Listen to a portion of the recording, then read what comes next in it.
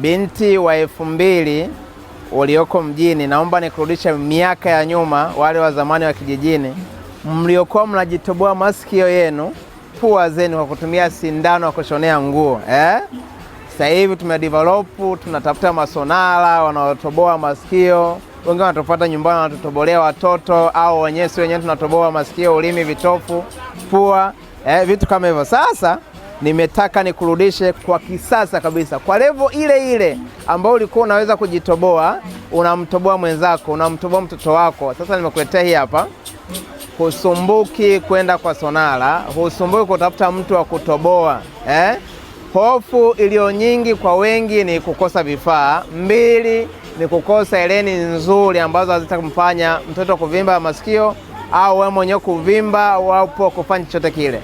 Hiki hapa kidude, wewe mwenye roho ngumu, unachukua hii, inakuja ni maalum. Yaani hii tunasema ni kama take away. Ukimaliza kutoboa unatupa, unatoboa sikio la pili unatupa.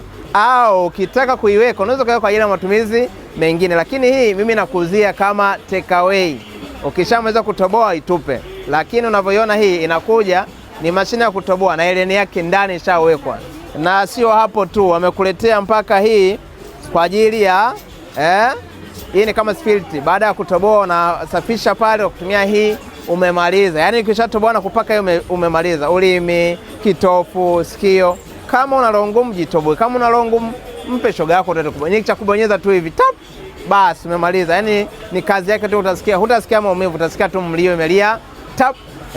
Umeona sasa nimekuletea hivi hapa. Wengi mlikuwa mnasumbua, mnakuja tutoboe tufanyeje? Kutoboa sina fani ya kutoboa, lakini nimekuletea hiki kidude. Yaani hutasumbuka. Umeona ilivyo? Yaani mambo ni simple kabisa. Kokote kwenye mwili wako unapotaka kutoboa, jitoboe. Kuna wale ambao mnapenda faraga, hamtaki kuonekana, kuonyesha maungo yenu wakati wa kutoboa huko mnakoenda. Hii hapo. Na kichukua kidude chako hiki hapa, kinauzwa pair. Unachukua unaenda zako nyumbani, umetulia mwenyewe, wewe na mwenza wako, wana mtu yote yule anakusaidia tu, unamaliza vitu simple. Kuhusu bei, ni bei kitonga sana. Unataka kujua? Binti zangu watakwambia bei zake, soma caption.